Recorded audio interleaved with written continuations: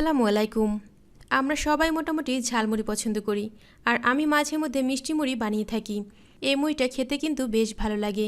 বিকেলে মুখরোচক কোনো কিছু খেতে চাইলে ঝটপটে মিষ্টি মুড়িটা তৈরি করে নেওয়া যায়। সচরাচর যেভাবে মিষ্টি মুড়ি বানানো হয়, আমি তার থেকে একটু ভিন্নভাবে মিষ্টি মুড়িটা বানিয়ে থাকি। তাহলে চলুন দেখিয়ে দিচ্ছি আমি মিষ্টি মুড়িটা কীভাবে তৈরি করি।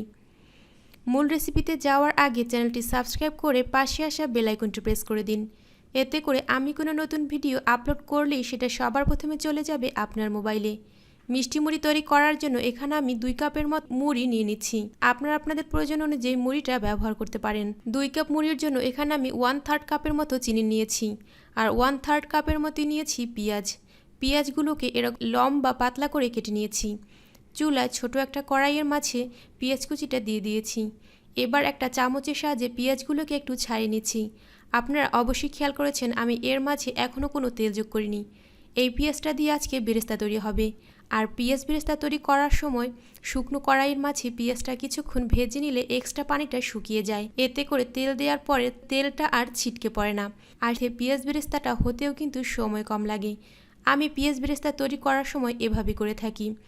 পেঁয়াজের মাঝে কড়াইটা যখন কিছুটা লালচে হতে শুরু করবে তখন বুঝতে হবে পেঁয়াজের এক্সট্রা পানিটা শুকিয়ে গেছে। তখন এর মাঝে পর্যাপ্ত পরিমাণে তেল দিতে হবে। পেঁয়াজ বেরেস্তা করা তেলটা কিন্তু ফেলে দিবেন না। পেঁয়াজ বেরেস্তা করা তেলে দারুণ একটা সুগন্ধ থাকে। পরবর্তীতে এটা বিরিয়ানি, খিচুড়ি অথবা পোলাওয়ের সাথে ব্যবহার করা যায়, আর অনেক দিন পর্যন্ত এ তেলটা ভালো থাকে। নেড়েচেড়ে আমি পেঁয়াজ বেরেস্তাটা তৈরি করে নিচ্ছি। পেঁয়াজের কালারটা কিন্তু চেঞ্জ হতে শুরু করেছে। এখন কিছুটা ব্রাউন হয়ে গেছে, আর এরকম কালার যখন চলে আসবে তখন এটাকে তুলে নিতে হবে। এর থেকে বেশি কালার করে নিলে ঠান্ডা হওয়ার পরে এটা আরও বেশি কালচে হয়ে যাবে। ছিদ্রযুক্ত একটা চামচের সাহায্যে পেঁয়াজ বেরেস্তাটা তুলে নিচ্ছি। এবার এটাকে একটা সাইডে রেখে দিচ্ছি। মিষ্টি মুড়ি তৈরির বাকি প্রসেসটা শেষ করব। এর মাঝে পেঁয়াজ বেরেস্তাটা ঠান্ডা হয়ে মুচমুচে হয়ে যাবে। মিষ্টি মুড়ি তৈরি করার জন্য একটা প্যানের মাঝে চিনিটা দিয়ে দিচ্ছি। সামান্য পরিমাণে পানি দিয়ে দিলাম। এতে করে চিনিটা খুব দ্রুত গলে যাবে। একটা চামচের সাহায্যে একটু নেড়ে নিচ্ছি। কিছুক্ষণ নাড়তে নাড়তে যখন চিনির মিশ্রণের মাঝে বাবলের মতো উঠে আসবে তখন বুঝতে হবে মিশ্রণটা তৈরি হয়ে গেছে। আর একটা বিষয় খেয়াল করলে বুঝতে পারবেন প্যানের চারপাশটা শুকনো শুকনো হতে শুরু করেছে। এ পর্যায়ে বুঝে নেবেন যে এটা হয়ে গেছে। যখন মিশ্রণটা তৈরি হয়ে যাবে তখন এর মাঝে 2 চা চামচের মতো ঘি দিয়ে দিচ্ছি। আপনারা চাইলে চিনি যোগ করার আগে এর মাঝে ঘিটা দিয়ে নিতে পারেন। এ পর্যায়ে ঘি ব্যবহার করলে মুড়ির মাঝে ঘিয়ের স্ট্রং একটা ফ্লেভার থেকে যাবে। আর যেহেতু ঘি একটু কস্টলি ইনগ্রেডিয়েন্টস, এ পর্যায়ে দিয়ে নিলে পরিমাণেও কম লাগবে। এবার এর মাঝে অল্প অল্প করে মুড়ি দিয়ে দিচ্ছি। একবারে মুড়ি না দিয়ে অল্প অল্প করে দিয়ে দিলে মুড়ির গায়ে চিনির মিশ্রণটা খুব ভালোভাবে লেগে যাবে। এবার এর মাঝে পেঁয়াজের বেরেস্তাটা দিয়ে দিচ্ছি। বেরেস্তাগুলো উপর থেকে ছড়িয়ে দিলাম।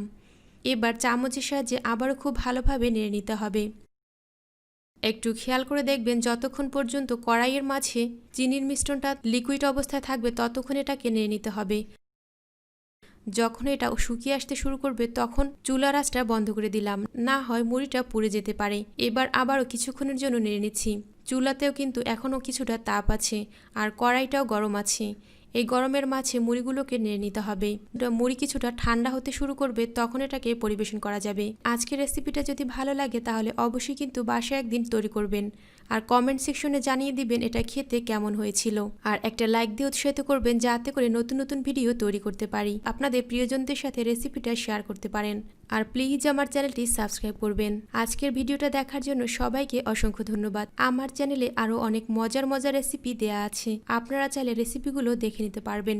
লিঙ্ক আমি ডিসক্রিপশন বক্সে দিয়ে দিয়েছি। সবার জন্য রইল অনেক অনেক শুভকামনা। আল্লাহ হাফেজ।